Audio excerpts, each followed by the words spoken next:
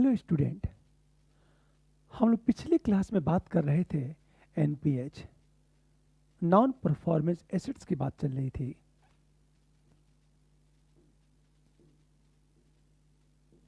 Non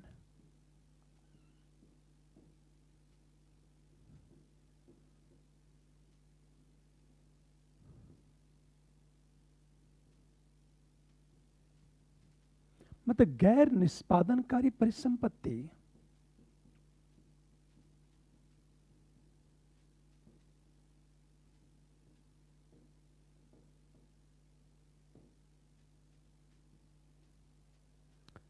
पिछले class में हम लोग इसकी चर्चा कर चुके हैं।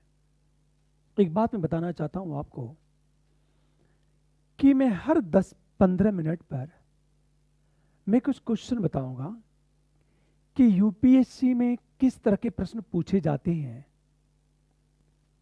और हम गलतियां कहां करते हैं। इसलिए उन प्रश्नों को आप जरूर देखना, गलतियां हो कहां रही हैं। और एक चीज मैं बताना चाहता हूं आपसे, यूपीएससी की तैयारी करने वाला हर स्टूडेंट बहुत मेहनती होता है, पर कुछ लोगों का प्रीलिम्स हो जाता है, कुछ स्टूडेंट्स बाहर हो जाते हैं। उसका मूल कारण यह है कि जो बच्चे ये ध्यान देते हैं कि वो गलतियां कहां कर रहे हैं, तो वो तो क्वालिफाई कर जाते हैं, और जो लोग इस पर ध्यान नहीं देते वो सामान्यतः बाहर हो जाते हैं। इसलिए मैं हर क्लास में, आपने ये देखा होगा कि मैं कुछ समय के बाद एक क्वेश्चन उठा रहा हूं। देखो, प्रश्न ये बनेगा, गलतियां हो कहां रही हैं और उन गलतियों को कैसे दूर किया जा सकता है। हम सीधे टॉपिक पर आते हैं। गैर निष्पादनकारी परिसंपत्ति, नॉन परफॉर्मेंस एसेट्स। अब तक हम लोग बात कर चुके एनपीएच है क्या। एनपीएच में यदि वृद्धि होती है तो किस तरह की समस्या उत्पन्न होती है और उससे बचने के लिए बैंक क्या करता है। अब देखा जाए एनपीएच को दूर करने के उपाय क्या है। नॉन परफॉर्मेंस एसेट्स,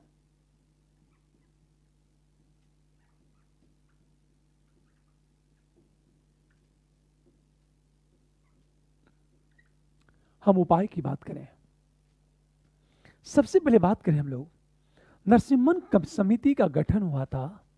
नरसिम्हन समिति, उस समिति ने डेब्ट ट्रिब्यूनल की बात है, रिकवरी ट्रिब्यूनल का सुझाव दिया था। उसने डेब्ट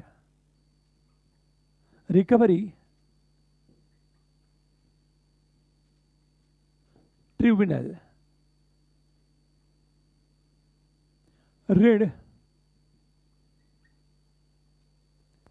रिकवरी, रिकवरी का मतलब होता है, देखा जाए तो वापसी। एक तरह से यह कहा जा सकता है ऋण वसूली।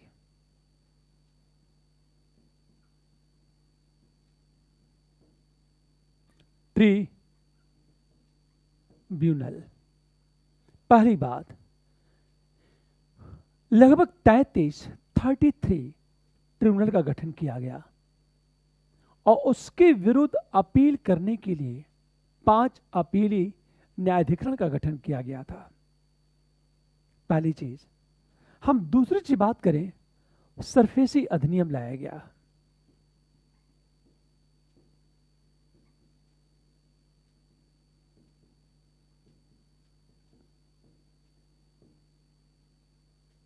ये जो सरफेसी अधिनियम है, ये सन 2002 में आया। सरफेसी अधिनियम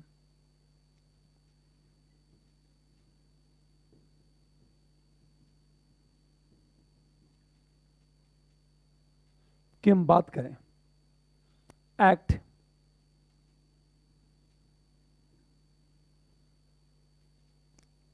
सरफेसी अधिनियम में प्रावधान क्या है, इस बात को ध्यान देना। इस बात को, सरफेसी अधिनियम में यह कहा गया है कि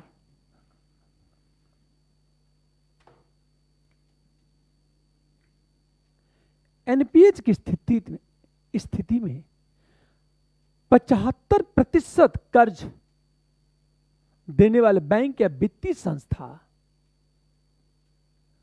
लोन लेने वाले के विरुद्ध कार्रवाई कर सकते हैं। ध्यान देना इस बात को। यह कहा गया था एनपीएच की स्थिति में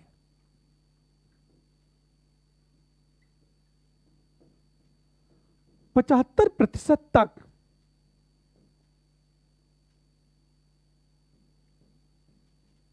कर्ज वाले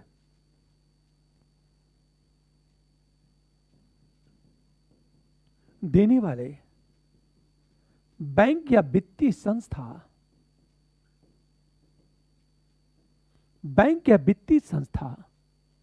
उधार लेने वाले के विरुद्ध कार्रवाई कर सकते हैं।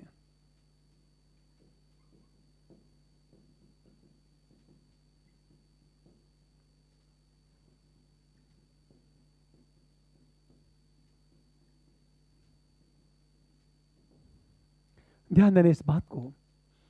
एनपीएच की स्थिति में 75% कर्ज देने वाले बैंक या वित्तीय संस्था उधार लेने वाले के विरुद्ध कार्रवाई कर सकते हैं।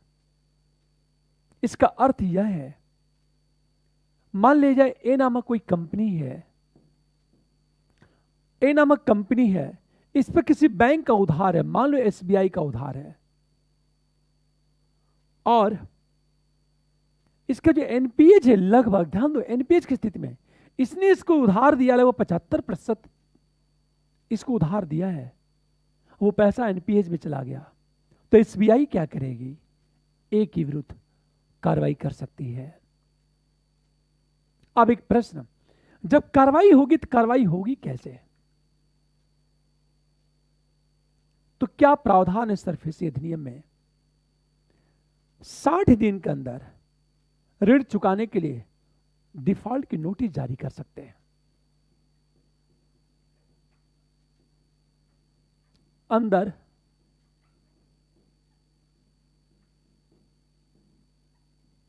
डिफॉल्ट की नोटिस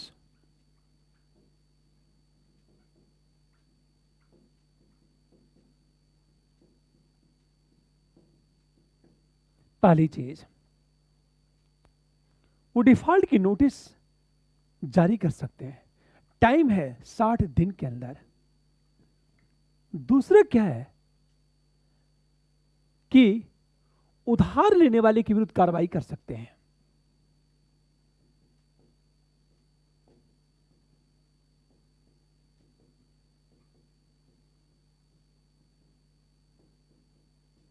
कार्रवाई, और जब कार्रवाई करेंगे तो कार्रवाई क्या करेंगे? ये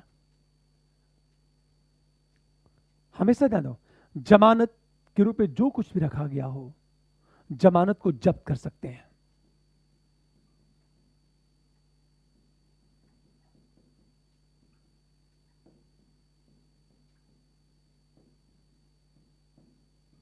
दूसरी चीज, संस्था के मैनेजमेंट पर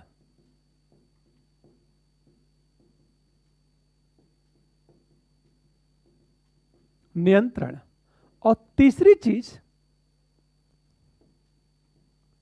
संस्था के संचालन की जिम्मेदारी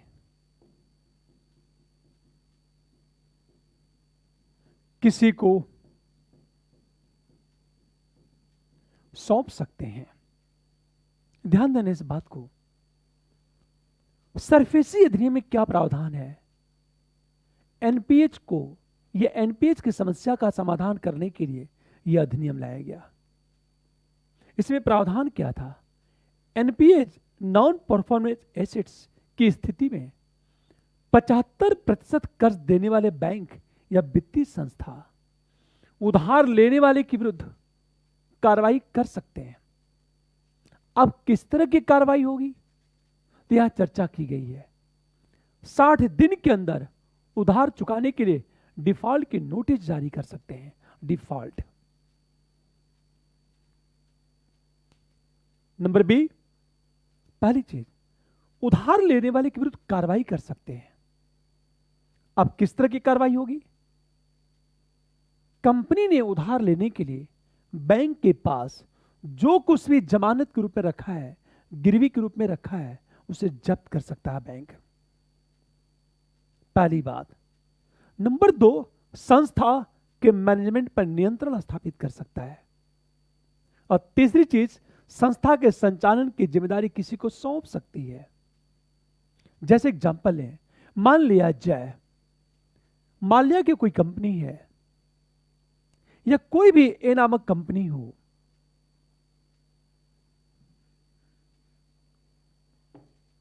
ध्यान दो, कोई ए नामक कंपनी है, इस कंपनी को एसबीआई ने उधार दिया, पर दुर्भाग्यवश इस ए नामक कंपनी ने एसबीआई का पैसा वापस नहीं किया और वो पैसा एनपीए में चला गया।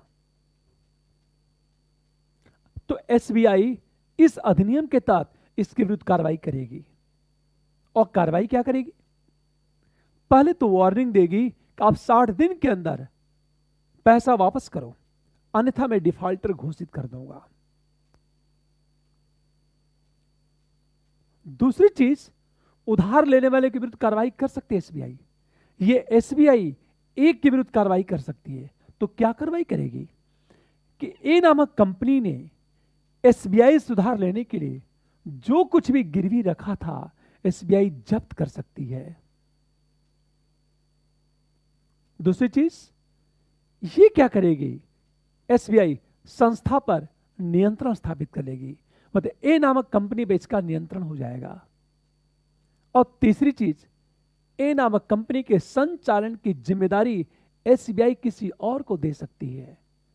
सिंपल चीज है कि एसबीआई जैसा निर्णय ले सरफेसी अधिनियम के तहत, अर्थात बैंक या उधार देने वाली संस्थाओं को इतना पावरफुल बना दिया गया, इतना पावरफुल बना दिया गया कि बैंक या संस्थाएं अपना पैसा वापस कर लें।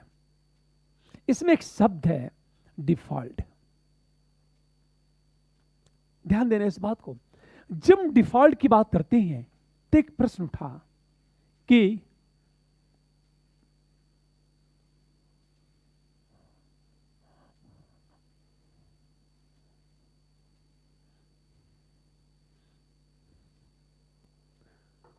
डिफॉल्ट की बात, यह भी एक शब्द आया,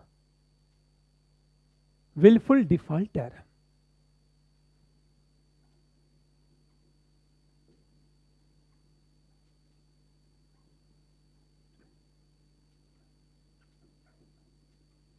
दुराग्रही। हम चूककर्ता की बात करें, हमेशा ध्यान दो इस बात को। दुराग्रही चूककर्ता का मतलब क्या होता है? डिफॉल्टर कहते कैसे हैं? इच्छुक डिफॉल्टर, इसका अर्थ होता है कि उधार वापस न करने की इच्छा। उधार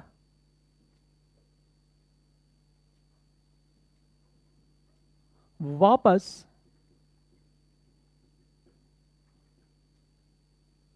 न करने की इच्छा, उसे कहते हैं इच्छुक डिफॉल्टर। इसका अर्थ यह है कि मेरे पास पैसा है पर मैं वापस नहीं करना चाहता। बैंक का उधार वापस करना नहीं चाहता तो मैं एक विलफुल डिफॉल्टर कहलाऊंगा। समांतर जो है, विलफुल डिफॉल्टर घोषित करने के लिए कुछ मानक हैं। पहला मानक क्या है? वित्तीय स्थिति मजबूत होने के बावजूद उधार वापस ना करना। स्थिति मजबूत होने के बावजूद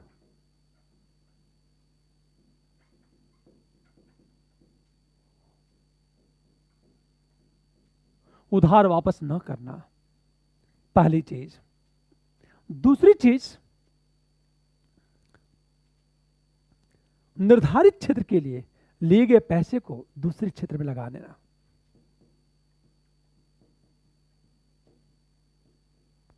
क्षेत्र के लिए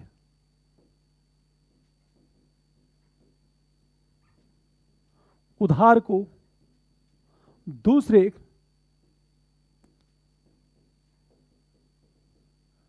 तीसरी चीज देखा जाए,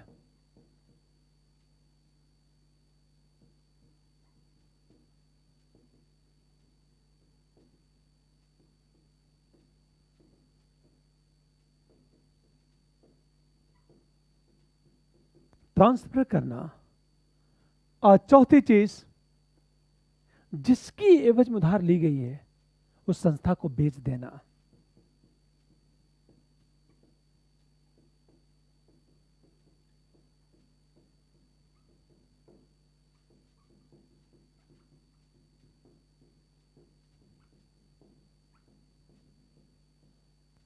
ध्यान देने इस बात को,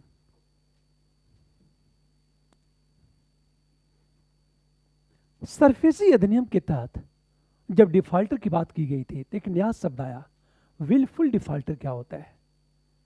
मतलब इच्छुक चूककर्ता कहते किसे हैं? इसका अर्थ है उधार वापस न करने की इच्छा। मतलब मैं उधार वापस करना ही नहीं चाहता। इसके कुछ क्राइटेरिया हैं। मानक क्या है? कि आपकी वित्तीय स्थिति मजबूत है, आप पैसा वापस कर सकते हो, फिर भी वापस ना करना। मतलब संपन्न होने के बावजूद बैंक का पैसा वापस न करना, पहली बात। दूसरी चीज, निर्धारित क्षेत्र के लिए लिए गए उधार को दूसरे क्षेत्र में लगाना। फॉर एग्जाम्पल, मैंने किसी और कंपनी के लिए उधार लिया। जैसे मान लेता हूं मैंने ए नामक कंपनी के लिए स्टेट बैंक ऑफ इंडिया से उधार लिया। अब वो पैसा हमने बी नामक कंपनी में लगा दिया। लिया किसी और कंपनी के लिए, लगाया किसी और कंपनी में, तो इसका मतलब है वो जानबूझकर बैंक का पैसा वापस नहीं करना चाहता, डिफॉल्टर। तीसरी चीज, आपने जो उधार लिया है उसे किसी और क्षेत्र की ओर मोड़ देना, ट्रांसफर कर देना। आपने कंस्ट्रक्शन, मैन्युफैक्चरिंग के लिए उधार लिया, आपने उसे सर्विस सेक्टर की ओर मोड़ दिया। अंत में देखा जाए, जिस संस्था के नाम पर आपने उधार लिया है उसे बेच देना। फॉर एग्जाम्पल, जैसे मैंने ये कहा, ए नामक कंपनी की बात करूं, ध्यान देना इस बात को। मैंने ए नामक कंपनी को उधार लिया। ए नामक कंपनी के नाम पर हमने एसबीआई से 10,000 रुपया उधार लिया। फिर मैंने ए नामक कंपनी को बेच दिया। उधार लिया था कंपनी को बढ़ाने के लिए, पर मैंने कंपनी बेच दी। तो ये 4 मानक हैं डिफॉल्टर घोषित करने के लिए। फिर एक प्रश्न, जब हम किसी को डिफॉल्टर घोषित करते तो प्रश्न ये उठा, डिफॉल्टर घोषित होने का परिणाम क्या होता है?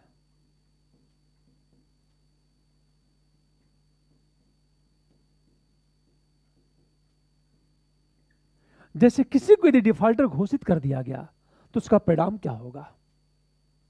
पहली चीज, वो पूंजी बाजार से पैसा नहीं जुटा सकता। इसका मतलब है पूंजी बाजार में हिस्सा लेने पर रोक, पहली चीज। मतलब कैपिटल मार्केट में आप हिस्सा ले ही नहीं सकते। और सामान्यतः कोई भी कंपनी पैसा जुटाने के लिए पूंजी बाजार में उतरती है, शेयर लॉन्च करती है, अपने शेयर वो लॉन्च करती है और पैसे जुटाती है। तो जब किसी कंपनी को डिफॉल्टर घोषित कर दिया जाएगा तो पूंजी बाजार में हिस्सा लेने पर रोक लगा दी जाएगी। दूसरी बात, नया उपक्रम शुरू करने के लिए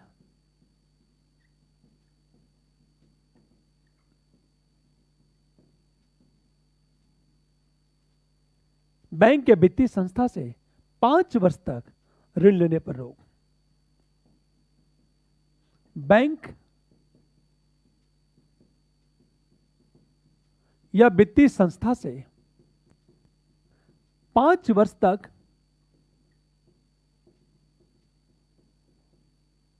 इसका मतलब क्या चीज है? जब आप नई कंपनी लगाना चाहोगे और नई कंपनी लगाने के लिए बैंक या वित्तीय संस्था के पास उधार लेने जाएंगे तो 5 वर्ष तक रोक लग जाएगी, मत उधार ले नहीं सकते। तीसरी चीज देखा जाए, कर्ज देने वाली संस्थाएं डिफॉल्टर के विरुद्ध कार्रवाई कर सकती हैं।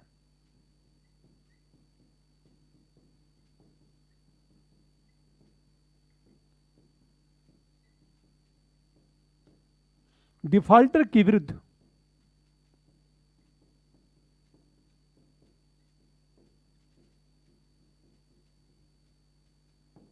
कार्रवाई कर सकती हैं। ध्यान देने इस बात को, जिस संस्था ने कर्ज दिया है वह संस्था डिफॉल्टर, जिसे डिफॉल्टर घोषित किया गया है, उसके विरुद्ध कार्रवाई कर सकती है। और अंत में देखा जाए, यदि किसी को डिफॉल्टर घोषित कर दिया गया तो फिर डिफॉल्टर घोषित कंपनी से जुड़े किसी व्यक्ति को किसी नए संस्था के में बोर्ड के मेंबर बनाए जाने पर रोक लग जाएगी। इसका मतलब यह है, डिफॉल्टर घोषित कंपनी से जुड़े व्यक्ति को नई कंपनी के बोर्ड के का सदस्य पर रोक लग सकती है। डिफॉल्टर घोषित होने के 4 परिणाम होंगे। पहली चीज, पूंजी बाजार में हिस्सा लेने पर रोक लग जाएगी, अर्थात अब पूंजी बाजार में नहीं जा पाएंगे, अर्थात अब मार्केट में शेयर बेच करके पैसा नहीं जुटा पाएंगे। दूसरी चीज, कोई नया उपक्रम प्रारंभ करने के लिए बैंक या वित्तीय संस्था से 5 वर्ष तक उधार लेने पर रोक लग जाएगी। और तीसरी चीज, कर्ज देने वाली संस्था डिफॉल्टर के विरुद्ध कार्रवाई कर सकती है। और चौथी बात, डिफॉल्टर घोषित कंपनी से जुड़े व्यक्ति को नई कंपनी के बोर्ड का सदस्य बनने पर रोक लगाया जा सकता है। यह इसका परिणाम होगा। इस हर कंपनी की कोशिश होती है कि वो डिफॉल्टर घोषित ना हो। इस प्रकार हमने ये देखा कि सरफेसी अधिनियम के तहत उधार देने वाली वित्तीय संस्था को कर्जदार के विरुद्ध जो डिफॉल्टर घोषित करने का अधिकार मिला हुआ है, उसका परिणाम क्या होगा। उसके साथ साथ हमने ये देखा विलफुल डिफॉल्टर क्या होता है। दुराग्रही चूक करता कहते किसे है। अब देखो, तीसरी चीज देखा जाए एनपीएच को कम करने के लिए, तीसरी चीज एक मुश्त निपटान प्रणाली है।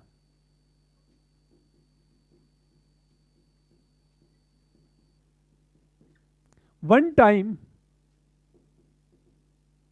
सेटलमेंट सिस्टम की बात करें, वन टाइम जो सेटलमेंट सिस्टम है, इसमें क्या है।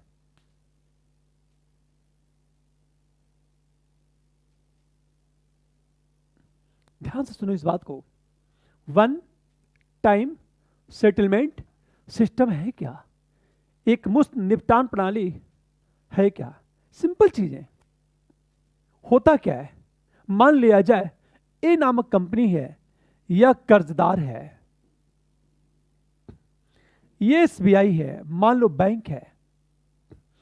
ये ए नामक कंपनी एसबीआई का पैसा वापस नहीं कर पा रही है और एसबीआई के एनपीएच बढ़ता चला जा रहा है। तो एसबीआई क्या प्रस्ताव रखेगी, भाई देखो 100 रुपया उधार है, एक काम करो मुझे एक साथ 60 रुपए दे दो, मुझे पूरा पैसा नहीं चाहिए, एक ही साथ मुझे 60 रुपए दे दो। इसे ही कहते हैं वन टाइम सेटलमेंट। हम सिस्टम की बात करें। फिर एक प्रश्न, योजना बहुत अच्छी थी पर एनपीएच में कमी नहीं आ पाई। बैंक का एनपीएच नॉन परफॉर्मेंस एसेट्स बढ़ता रहा, इसलिए कुछ नई योजनाएं लॉन्च की गई। और जब नई योजना की बात की गई, इसका मतलब यह है कि प्रयासों के बावजूद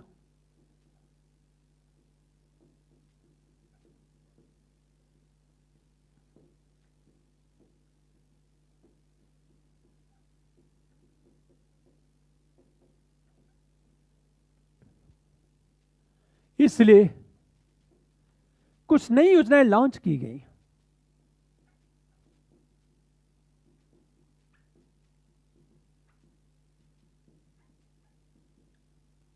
और नई स्कीम क्या थी? पहली से देखा जाए,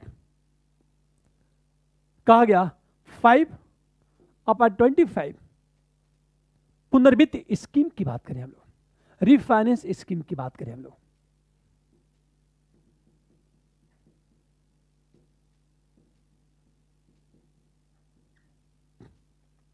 पहली योजना। दूसरी योजना लाई गई थी एक RC, acids reconstruction company.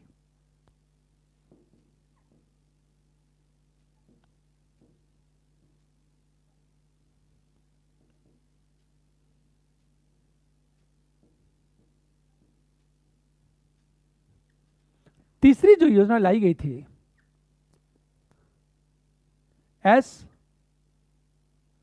Strategic depth की हम बात करें, देखा जाए रीस्ट्रक्चर, SDR लाया गया।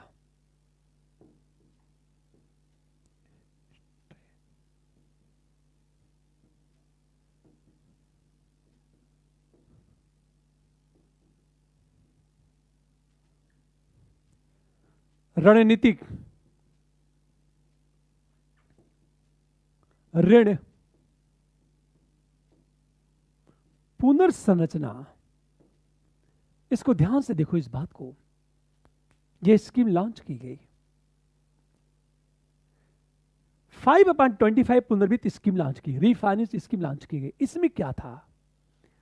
आधारभूत संरचना, इंफ्रास्ट्रक्चर के विकास में लगे हुई कंपनियों के पास जो बैंक या वित्तीय संस्था का उधार है, अर्थात सड़क रेलवे के विकास में जो लगी हुई कंपनियां हैं, वो सारी कंपनियों ने बैंक से उधार लिया है।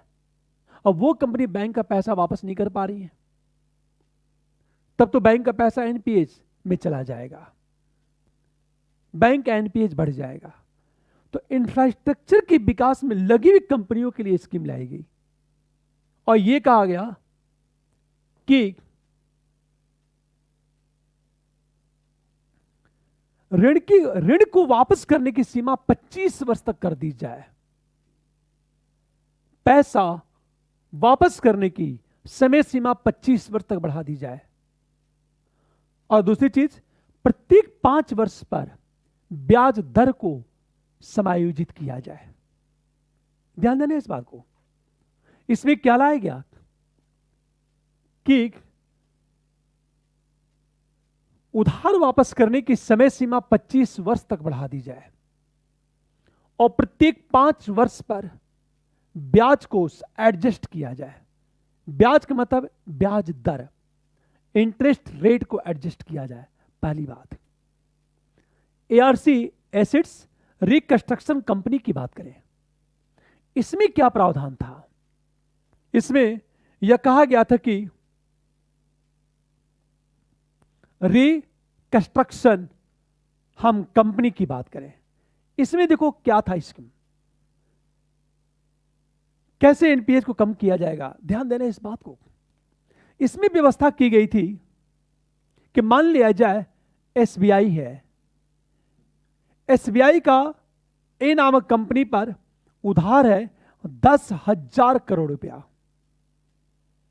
मान लो 10,000 करोड़ रुपया एसबीआई का ए नामक कंपनी पर उधार है और ए नामक कंपनी एसबीआई को पैसा वापस नहीं कर पा रही है। तब क्या होगा? एक नई कंपनी आएगी, मान लो बी नामक कंपनी है, यह एसबीआई से कहेगी कि देखो भाई एसबीआई, आपका उधार ए पर है 10,000 करोड़ रुपया, ये वापस कर नहीं पा रहा, एक काम करो ये मुझे बेच दो आप। ध्यान देना इस बात को। लेकिन बी नामक कंपनी क्या करेगी? 10,000 करोड़ रुपए के उधार को खरीद लेगी। पता चला 8,000 करोड़ रुपए में उसने खरीद लिया और बी नामक कंपनी एसबीआई को 8,000 करोड़ रुपए दे देगी तुरंत। और कितना वसूल लेगी? 1000 करोड़ रुपया इससे वसूल लेगी।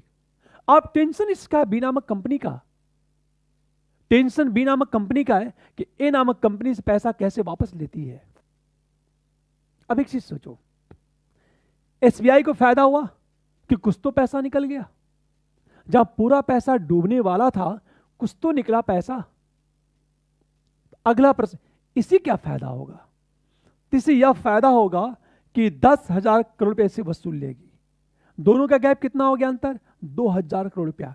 तो बी नामक कंपनी 2,000 करोड़ रुपए की प्रॉफिट में रहेगी। ध्यान देना, इसे ही कहा गया एसेट्स रिकंस्ट्रक्शन कंपनी कहते हैं, इसको एआरसी कहा जाता है। ध्यान देना इस बात को। इसका मतलब क्या है, इसमें दोबारा समझो आप। ए नामक कोई कंपनी है, ए नामक कंपनी है, इसने एसबीआई से 10,000 करोड़ रुपए उधार लिए हैं, 10,000 करोड़ रुपए उधार ले चुकी है। अब सोचो आप, बैंक को यह पैसा वापस नहीं कर पा रही कंपनी, तो बैंक एसबीआई के एनपीए तो बढ़ता जाएगा। इसमें क्या रूल है, एक नई कंपनी स्थापित होगी। ये कंपनी क्या करेगी, एसबीआई से 10,000 करोड़ रुपए का ऋण खरीद लेगी और इसको 8,000 करोड़ रुपए दे देगी। एसबीआई को यह फायदा हुआ कि 10,000 करोड़ के बदले 8,000 करोड़ रुपया तो मिला, तो एसबीआई के एनपीए में कमी आ जाएगी। बी नामक कंपनी को यह फायदा होगा कि यदि इसने ए नामक कंपनी से 10,000 करोड़ रुपया वसूल लिए तो 2,000 करोड़ का फायदा बी नामक कंपनी को हो जाएगा। तीसरी बात, स्ट्रेटेजिक डेप्ट रीस्ट्रक्चर, रणनीतिक ऋण पुनर्संरचना की बात करें, इसमें क्या प्रावधान है?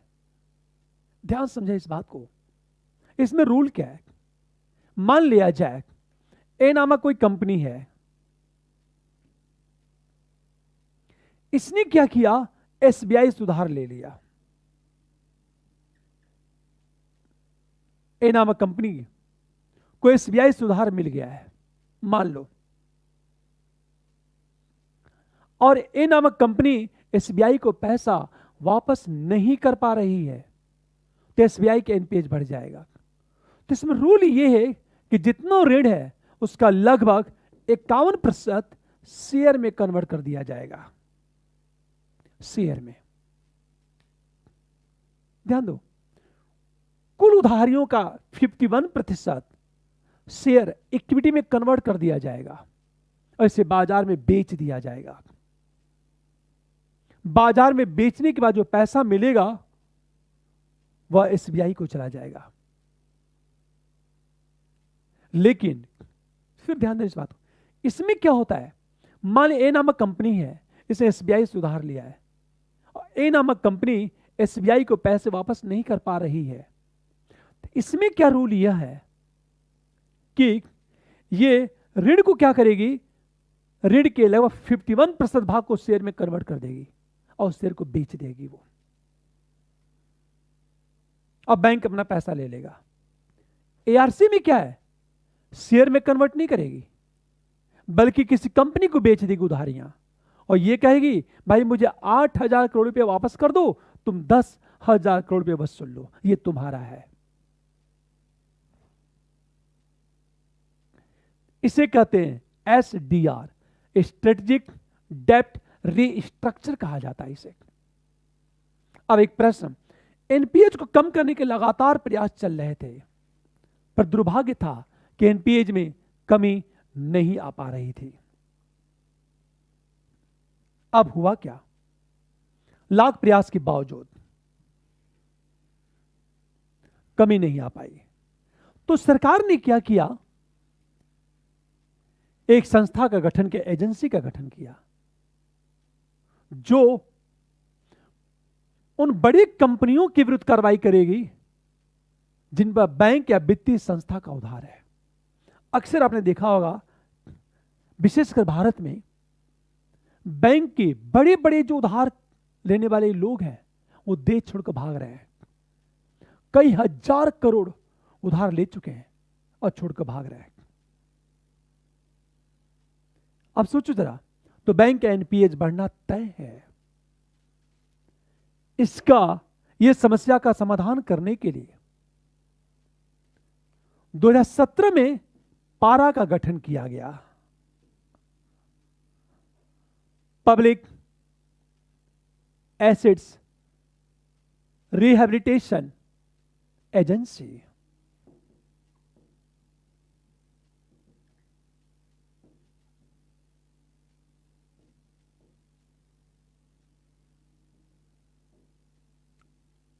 रिहैबिलिटेशन, हम एजेंसी की बात करें,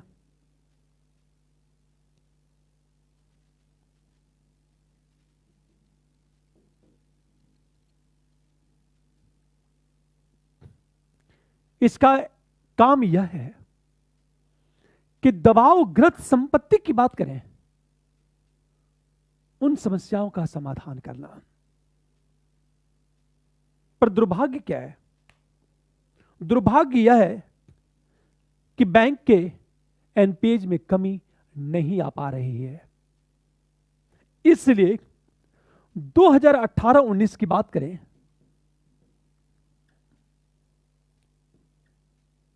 2018-19 में इंद्रधनुष योजना लॉन्च की गई।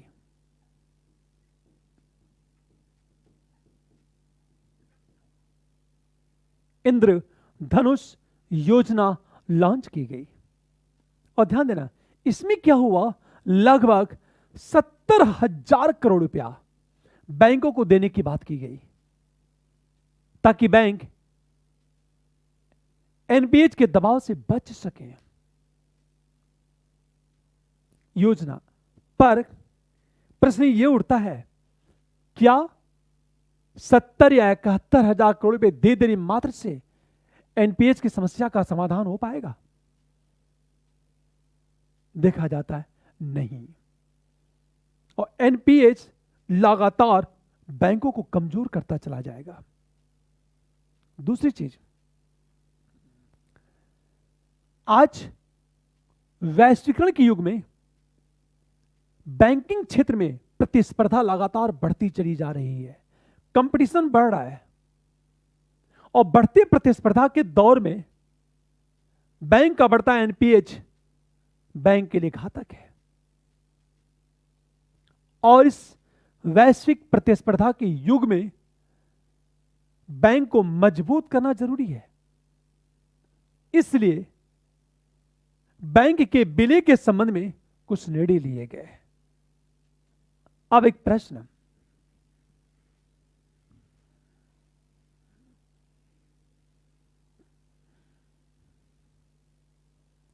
बैंकों का विलय,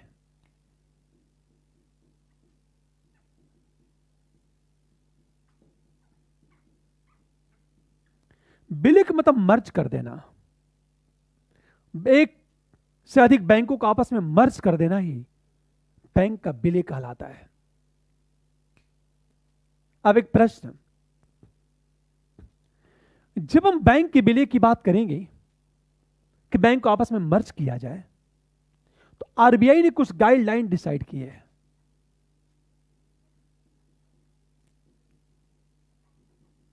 निर्धारित दिशा निर्देश क्या है? बैंक के विलय के संबंध में गाइडलाइन क्या है? एक बात याद रखना, बैंक ने क्या कहा, आरबीआई ने क्या कहा, ए नामक बैंक है और बी नामक बैंक है, ये दो बैंक हैं, इनके भी शेयर होल्डर होंगे, इनके भी शेयर होल्डर होंगे। तो ध्यान देना, इनके भी शेयर होल्डर होंगे और इसके भी शेयर होल्डर होंगे, इनका भी मैनेजमेंट ग्रुप होगा, प्रबंधक मंडल होगा, और इनका भी प्रबंधक मंडल होगा। दोनों का मैनेजमेंट बोर्ड होगा और शेयर होल्डर होंगे। और ये दो बैंक हैं, बैंक, इन दोनों बैंक को आपस में मर्ज करना है, आपस में मर्ज करना है। ध्यान से समझना है इस बात को, इन दोनों को मर्ज करना है। तो आरबीआई ने एक गाइडलाइन निर्धारित की।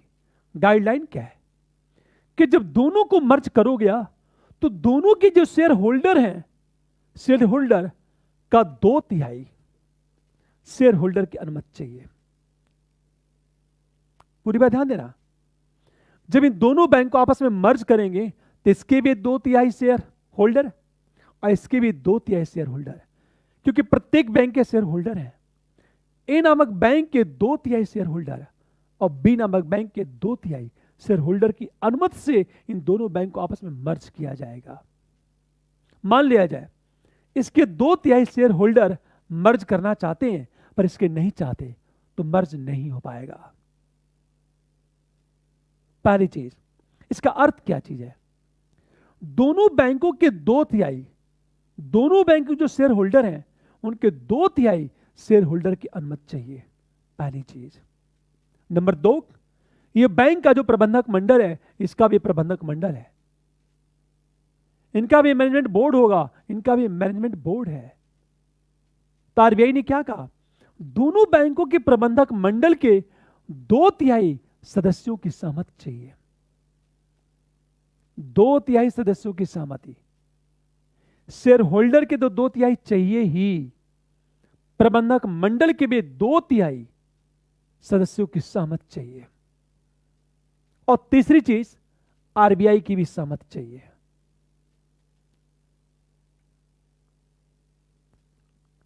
ये कहा आरबीआई ने निर्धारित की। तो 3 बातें, सहमति 3 स्तर पर चाहिए। नंबर 1, दोनों बैंक के शेयर होल्डर के 2/3 लोगों की सहमति। नंबर 2, दोनों के जो प्रबंधक मंडल हैं उनके 2/3 सदस्यों की सहमति। और नंबर 3, आरबीआई की सहमति चाहिए। फिर एक प्रश्न, मान लो ए नामक बैंक को बी नामक बैंक में मर्ज कर दिया गया। ए नामक बैंक को बी नामक बैंक में मर्ज कर दिया गया, तो मर्ज करने के बाद इसकी लाभप्रदता, इसके प्रॉफिट पर विचार किया जाएगा। अब एक चीज ध्यान दो, मान लिया जाए दोनों बैंक आपस में मर्ज हो गए, तो जब ए नामक बैंक बी नामक बैंक में मर्ज होगा तो इसके जो शेयर होल्डर होंगे उनको तो शेयर चाहिए, क्योंकि जब ये इसमें मर्ज होगी तो ध्यान दो ये तो खत्म हो जाएगा ए नामक बैंक, और सारे काम बी नामक बैंक के नाम से होंगे। तो क्या होगा? तो नियम क्या है? आरबीआई ने क्या कहा? रिजर्व बैंक ऑफ इंडिया ने यह कहा उस कंडीशन में ए नामक बैंक के जितने शेयर होल्डर हैं उनको शेयर बी नामक बैंक के दिए जाएंगे, जिसको कहते हैं शेयर का विनिमय, द एक्सचेंज ऑफ शेयर। मान लिया जाए कि 10% शेयर होल्डर सहमत नहीं है, मतलब ए नामक बैंक के 10% शेयर होल्डर सहमत नहीं है, तो आरबीआई ने क्या कहा? तब उनके शेयरों का मूल्य दे दिया जाएगा। लेकिन शेयर की वैल्यू क्या होगी या ये स्वतंत्र एजेंसी डिसाइड करेगी। इस प्रकार देखा जाए बैंक के विलय के संबंध में डिसीजन की बात करें, हमेशा ध्यान दो, मान लिया जाए एक न्यू बैंक ऑफ इंडिया है,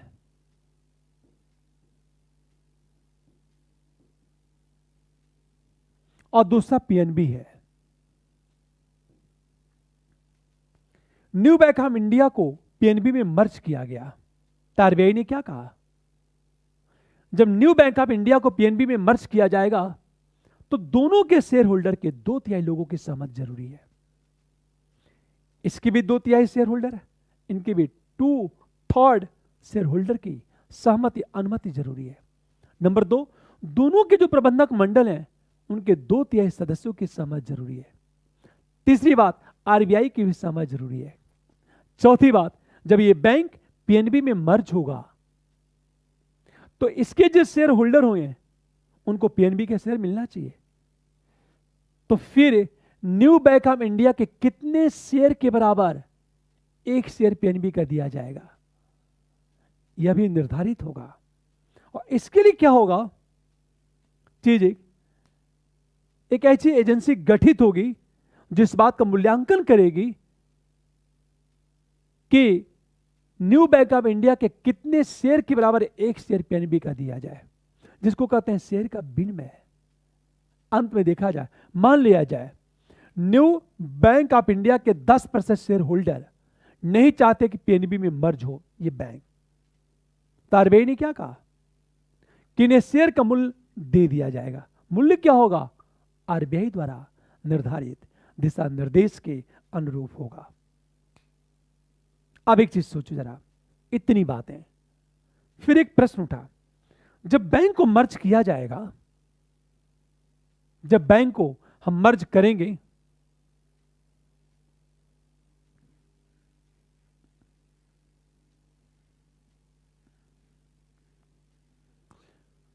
तो बैंक के विलय का परिणाम क्या होगा। जब बैंकों को मर्ज किया जाएगा तो विलय का परिणाम क्या होगा।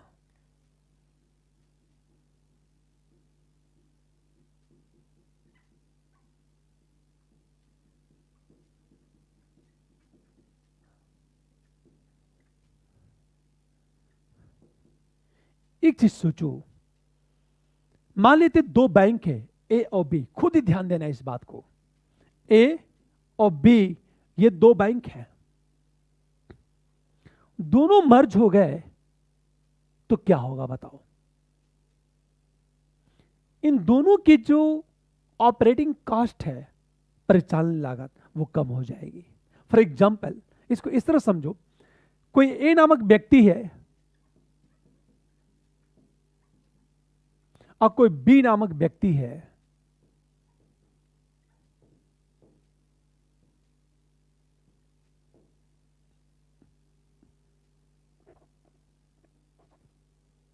ध्यान देना इस बात को, कोई ए नामक व्यक्ति है और कोई बी नामक व्यक्ति है, इसके पास भी एक कार है और इसके पास भी एक कार है।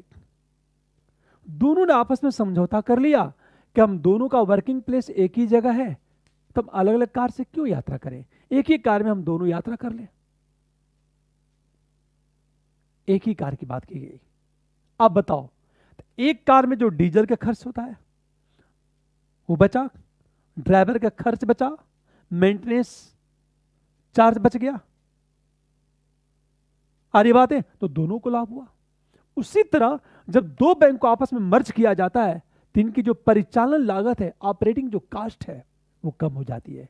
क्यों कम होगी, क्योंकि ए नामक बैंक के अलग कर्मचारी होंगे, अलग मकान होगा, अलग बिल्डिंग होगी, बी नामक बैंक के भी अलग बिल्डिंग, अलग कर्मचारी होंगे, और जब दोनों मर्ज हो जाएगी तो एक बिल्डिंग में दोनों चलेगी।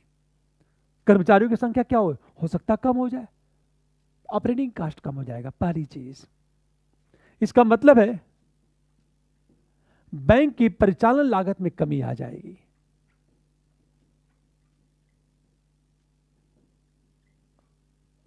दूसरा क्या फायदा होगा कि बैंक एनपीएस से निपटने में सक्षम हो जाएंगे।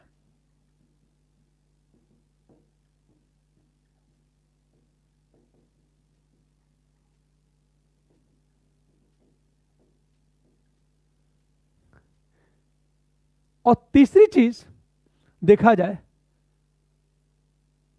कि आर्थिक दृष्टिकोण से मजबूत होंगे।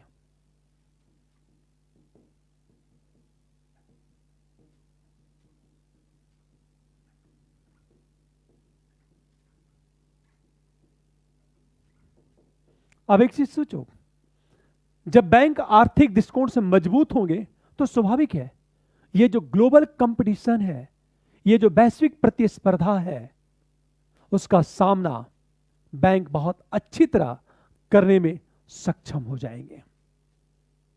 ये बहुत अच्छी बात है। लेकिन अक्सर देखा होगा कि बैंक के विलय का विरोध किया जाता है।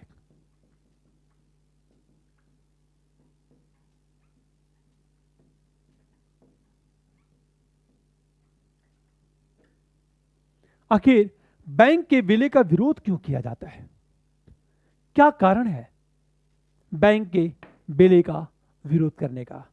ध्यान देना इस बात को। पहली चीज हम बात करें,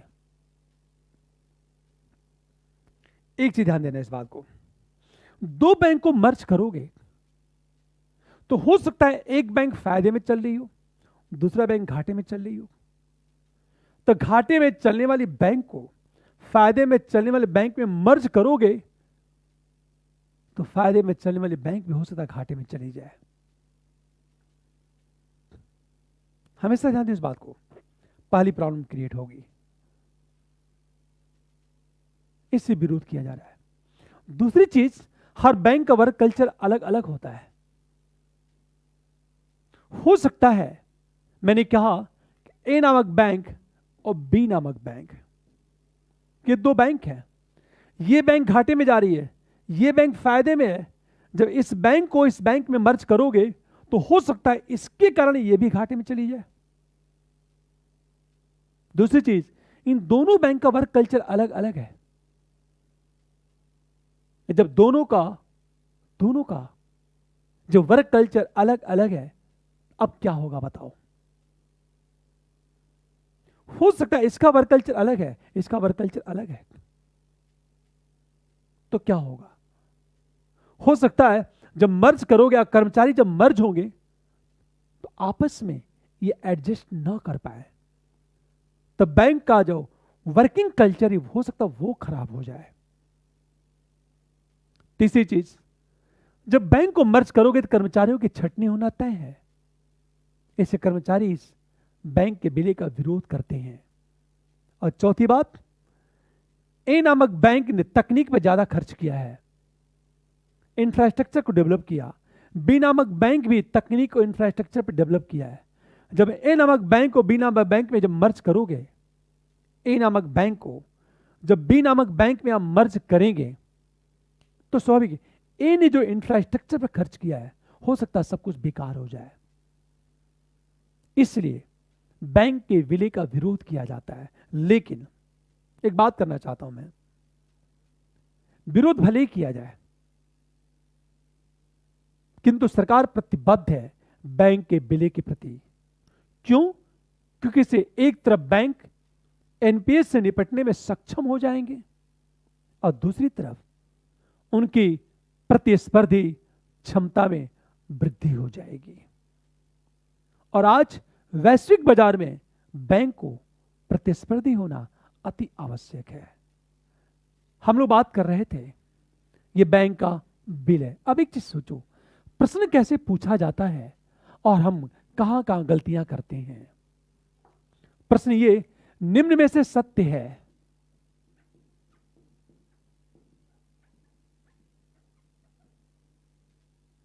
फर्स्ट, ध्यान देना इस बात को, फर्स्ट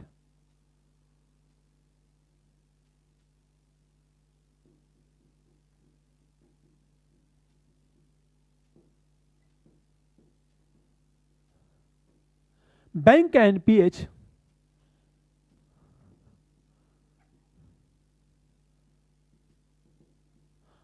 आर्थिक समृद्धि के लिए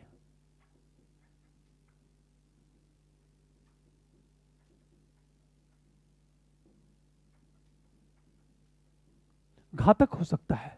थर्ड, सेकेंड,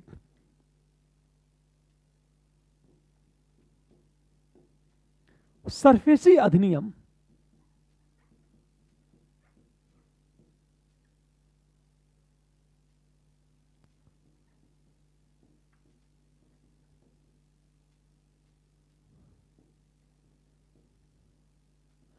एनपीएच को की समस्या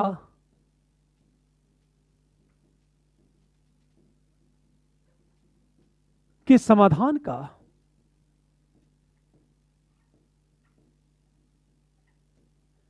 एक प्रमुख अस्त्र है। हम तीसरी चीज बात करें,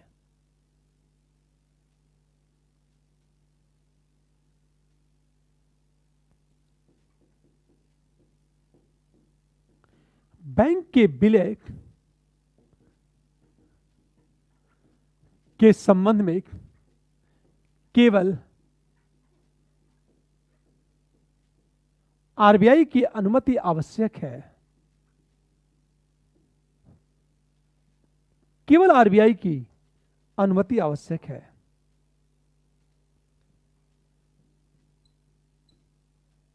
फोर्थ कि हम बात करें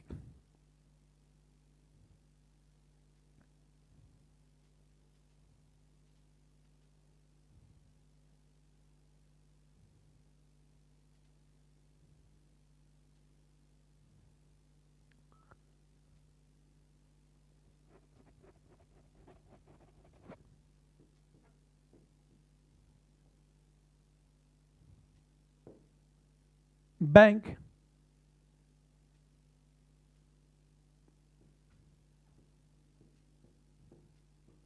उधार देते समय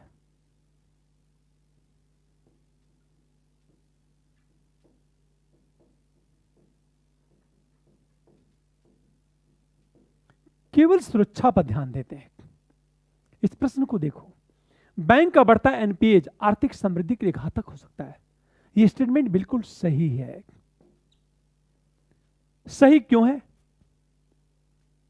क्योंकि जब बैंक का एनपीए बढ़ेगा तो बैंकों के पास तरलता की कमी होगी। जब तरलता की कमी होगी तो बैंक आसानी से उधार नहीं देंगे। आज जब आसानी से उधार नहीं मिलेगा तो निवेश में कमी आएगी, और निवेश कम होगा तो आर्थिक समृद्धि कम होगी। क्यों कम होगी? इसको इस तरह देखो आप, जैसे मान लिया जाए एनपीए में वृद्धि हुई तो तरलता की कमी आ गई। तरलता की कमी आ गई, और जब तरलता की कमी होगी तो स्वाभाविक है बैंक उधार कम देंगे। जब उधार कम देंगे तो निवेश कम। जब निवेश कम होगा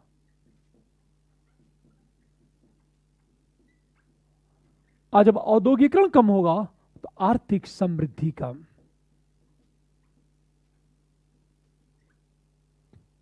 ध्यान देना इस बात को। पहली चीज, जब एनपीए में वृद्धि होगी तो तरलता में कमी आएगी। जब तरलता में कमी आएगी तो बैंक उधार नहीं देंगे या कम देंगे। जब बैंक कम उधार देंगे तो निवेश कम। जब निवेश कम होगा तो औद्योगिकरण कम होगा। यह कम होगा तो इकोनॉमिक ग्रोथ कम हो जाएगा। इसका मतलब है यह स्टेटमेंट बिल्कुल सही है। दूसरी बात, सरफेसी अधिनियम एनपीए की समस्या के समाधान का एक प्रमुख अस्त्र है। एक चीज बताओ, प्रमुख अस्त्र है या नहीं है? लाया तो गया ये, लेकिन एनपीए में कोई कमी नहीं आ पाई। सरफेसी अधिनियम एनपीए की समस्या के समाधान के एक प्रमुख अस्त्र है या नहीं है? बेशक है। ये अलग चीज है कि इसका सही तरीके से उपयोग नहीं होता। तो स्टेटमेंट बिल्कुल सही है। तीसरी चीज, बैंक के मर्जिंग के संबंध में केवल आरबीआई की अनुमति आवश्यक है। केवल शब्द है आरबीआई की अनुमति, जबकि हम लोग बात पढ़ चुके हैं कि दोनों बैंकों के 2/3 शेयर होल्डर प्लस प्रबंधक मंडल के 2/3 सदस्यों की अनुमति प्लस आरबीआई की अनुमति जरूरी है। तो स्टेटमेंट गलत हो गया। अगला, बैंक उधार देते समय केवल सुरक्षा सिक्योरिटी पर ध्यान देता है, जबकि हम लोग पढ़ चुके हैं सिक्योरिटी, प्रॉफिटेबिलिटी और लिक्विडिटी, 3 बातों पर बैंक ध्यान देता है। पहली चीज, बैंक जब ध्यान देता है तो पहली बात याद रखना, सुरक्षा। दूसरी बात, लाभदेयता। और तीसरी चीज, तरलता पर बैंक ध्यान देता है। अगला प्रश्न कैसे बन सकता है ये?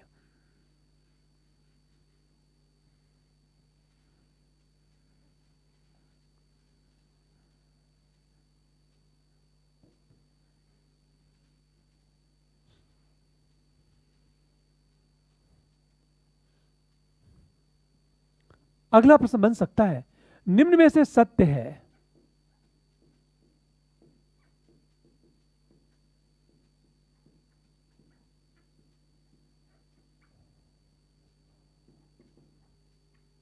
फर्स्ट,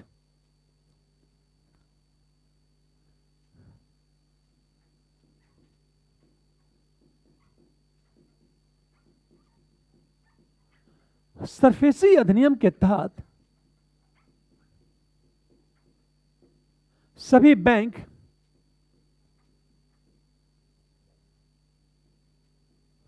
उधार लेने वाले के विरुद्ध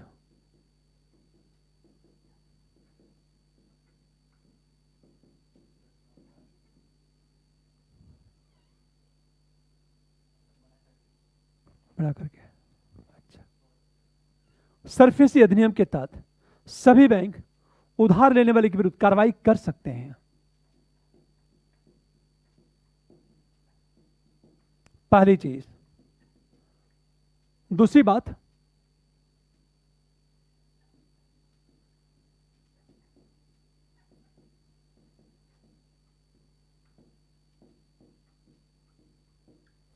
इस अधिनियम के तहत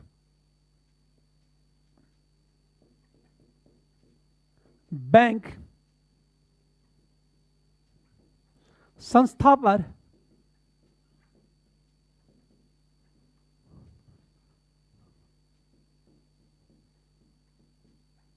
कर सकता है।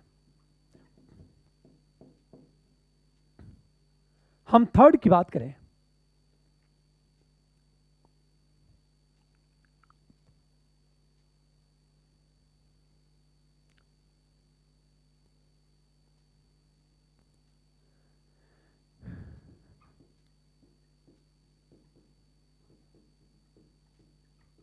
यह अधिनियम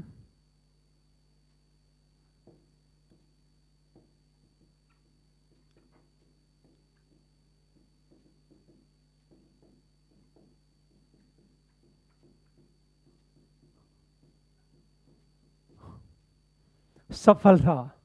इस विकल्प को ध्यान दो। सरफेसी अधिनियम के तहत सभी बैंक उधार लेने वाले के विरुद्ध कार्रवाई कर सकते हैं। सभी बैंक शब्द है। एक चीज बताना, क्या सभी बैंक कार्रवाई करेंगे या वो बैंक करेंगे जिनकी जो एनपीएस के 70% कर्जदार हैं, कर्ज देने वाले हैं, सॉरी 75% कर्ज देने वाले हैं, वो कार्रवाई करेंगे। पहली बात, नियम क्या है? एनपीएस की 75% तक कर्ज देने वाले बैंक उसके विरुद्ध कार्रवाई करेंगे। इसका मतलब है सभी बैंक तो कर नहीं कर पाएंगे। यह विकल्प गलत हो गया। दूसरी चीज, इस अधिनियम के तहत बैंक संस्था पर नियंत्रण स्थापित कर सकता है। हम लोग पढ़ चुके हैं कि मान लिया जाए उधार लेने वाला उधार चुकाने की कोशिश नहीं करता तो 3 बातें, उसकी जमानत राशि को जब्त कर सकते हैं, गिरवी रखी गई राशि को जब्त कर सकते हैं, बेच सकते हैं। नंबर 2, संस्था पर नियंत्रण स्थापित कर सकते हैं। और नंबर 3, उसके संचालन की जिम्मेदारी किसी और को दे सकते हैं। सामान्यतः जेट एयरवेज के संबंध में ऐसा ही हुआ। तो यह तो विकल्प सही है। यह अधिनियम एनपीएच को कम करने में काफी हद तक सफल रहा। एक चीज बताओ, क्या यह बैंक एनपीएच को कम करने में सफल रहा? यदि ये एनपीएच को कम करने में सफल रहा होता तो फिर नए प्रावधान, नए स्कीम लॉन्च क्यों किए जाते? इसका मतलब है यह भी विकल्प गलत है। केवल सेकेंड विकल्प सही है। अब एक प्रश्न देखो आप,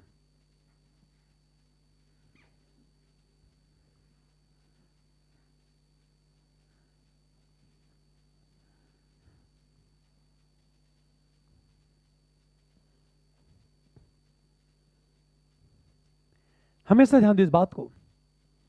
विलफुल डिफॉल्टर के संबंध में सत्य है, विलफुल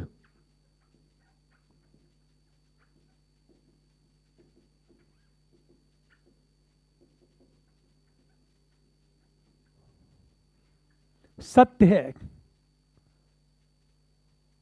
फर्स्ट की बात करें,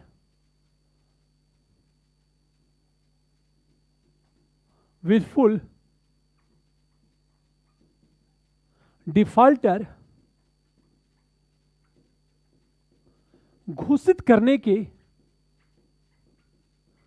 कुछ मानक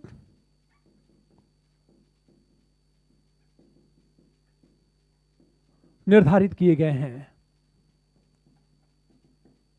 हम सेकंड की बात करें,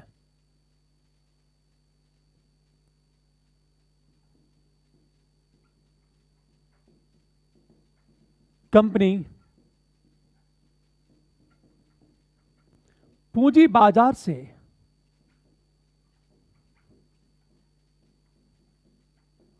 पैसा जुटा सकती है। हम थर्ड की बात करें,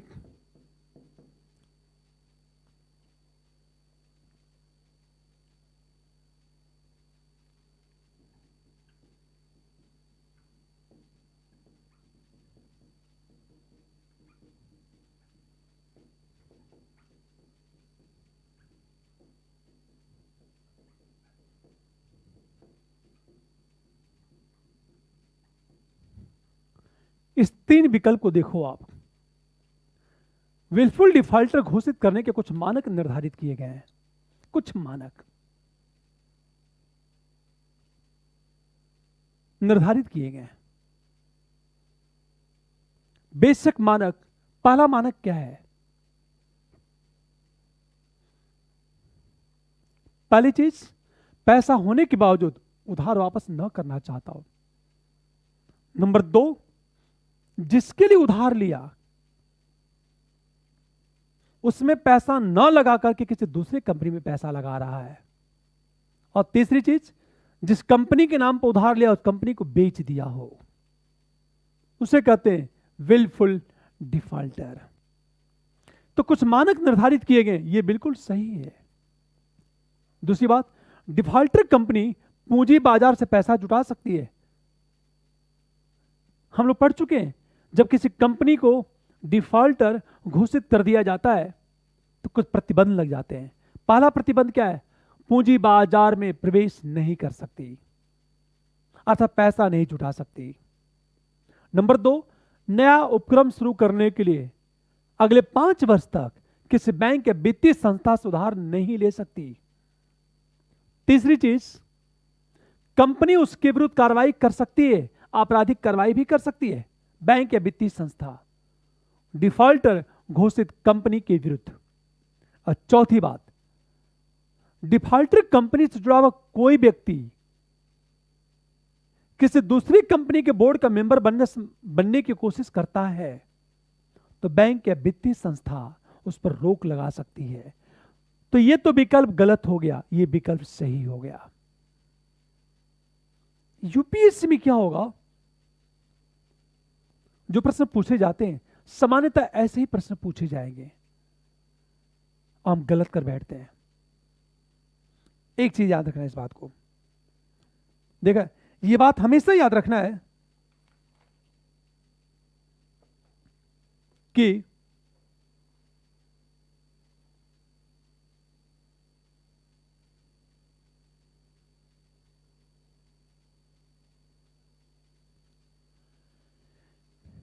विकल्प को पढ़ते समय शब्दों को ध्यान देना है। एक प्रश्न बताता हूं मैं, निम्न में से सत्य है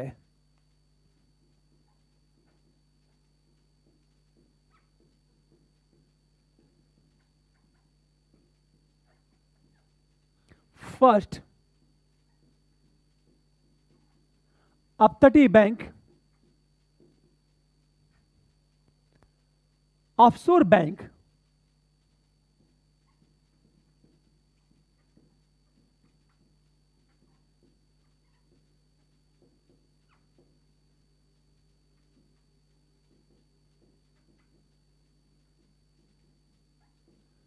पहली चीज। हम दूसरी चीज बात करें,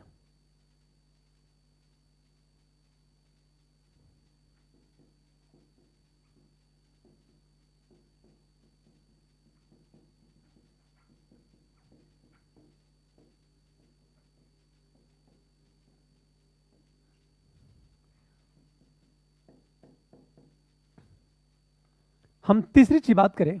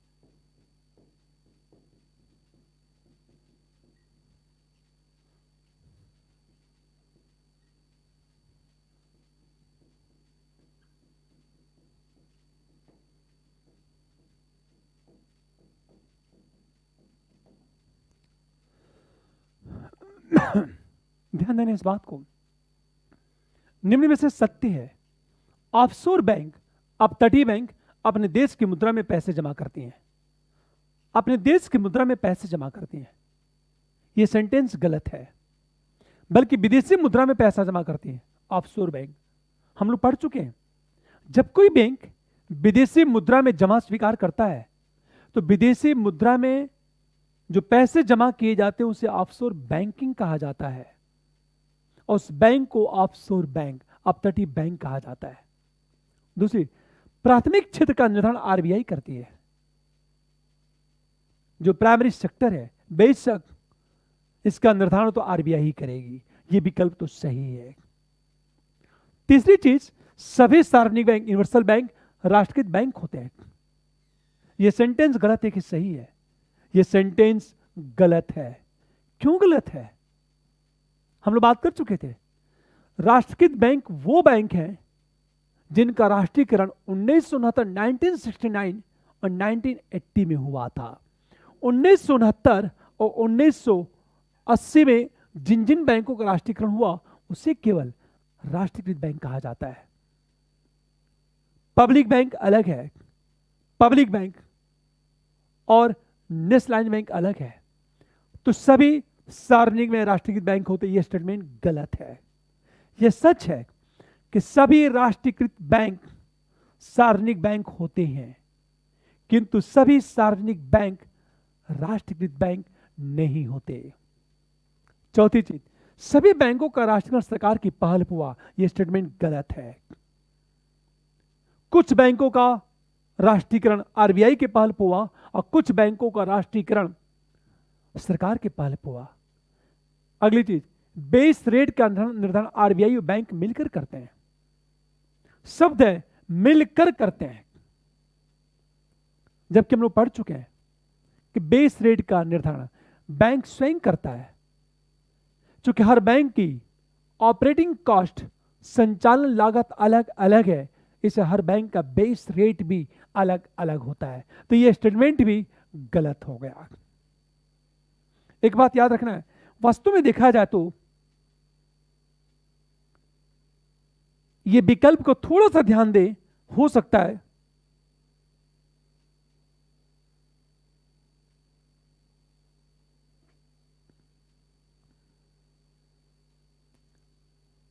प्रश्न सही हो जाए। अब एक प्रश्न,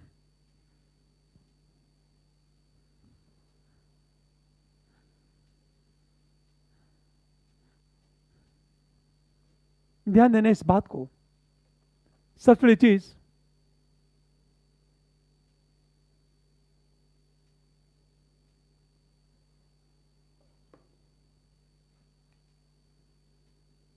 फर्स्ट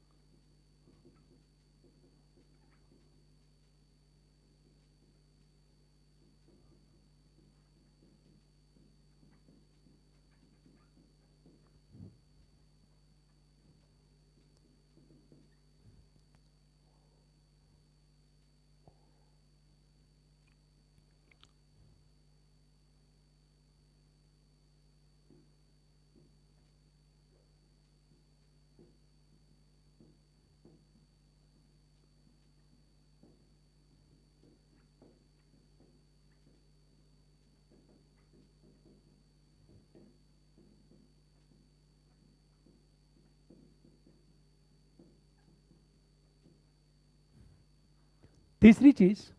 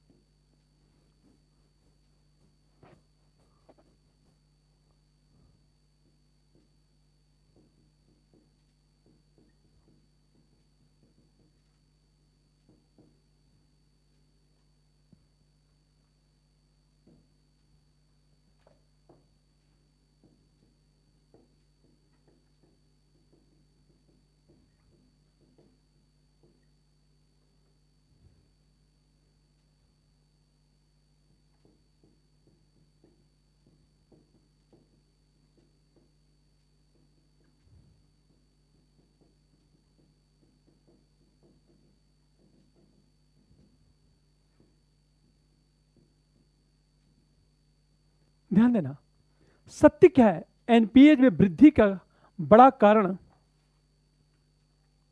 किसानों को दिया गया उधार है। यह स्टेटमेंट एकदम गलत है। नंबर 2, एनपीए में वृद्धि के कारण प्रोविजनल राशि में वृद्धि करनी होती है। बिल्कुल, हम लोग पढ़ चुके हैं, यह स्टेटमेंट बिल्कुल सही है। तीसरी चीज, प्रत्येक राष्ट्रीयकृत बैंक सार्वजनिक बैंक होते, यह भी स्टेटमेंट बिल्कुल सही है। चौथी बात, उदारीकरण के बाद तथा डब्ल्यूटीओ के नियम के तहत कम से कम 12 विदेशी शाखाओं को खोलने की अनुमति, यह भी बिल्कुल सही है। होता क्या है, डब्ल्यूटीओ के नियमों के तहत देखा जाए तो लगभग एक सबसे बड़ी चीज तो यह है, कहा जाता है कि समझौते की व्यवस्था के अनुसार यह आवश्यक है कि भारत प्रत्येक वर्ष में विदेशी बैंक की 12 शाखाओं को खोलने की अनुमति प्रदान करे। हमेशा 12 शाखाएं खोलने की अनुमति देना ही देना है डब्ल्यूटीओ के नियमों के तहत। ये भी स्टेटमेंट सही है। एक बात याद रखना है कि प्रश्न को देखते समय विकल्प को ध्यान देना है, विकल्प में किस तरह के शब्द पूछे गए। अब हम लोग बात करेंगे कि नया शब्द एनबीएफसी, नॉन बैंक फाइनेंस। हम कंपनी की बात करें और ये टॉपिक इतना महत्वपूर्ण है, एनबीएफसी अक्सर इसमें मीडिया में चर्चा में है। इकोनॉमिक सर्वे की बात करें, हम बजट की बात करें, इसकी चर्चा बार बार की गई है। एनबीएफसी क्या है? कहा जाता है कि कॉल मनी मार्केट क्या है, कहते किसे हैं, जिसकी चर्चा हम लोग अगले क्लास में करेंगे। Thank you.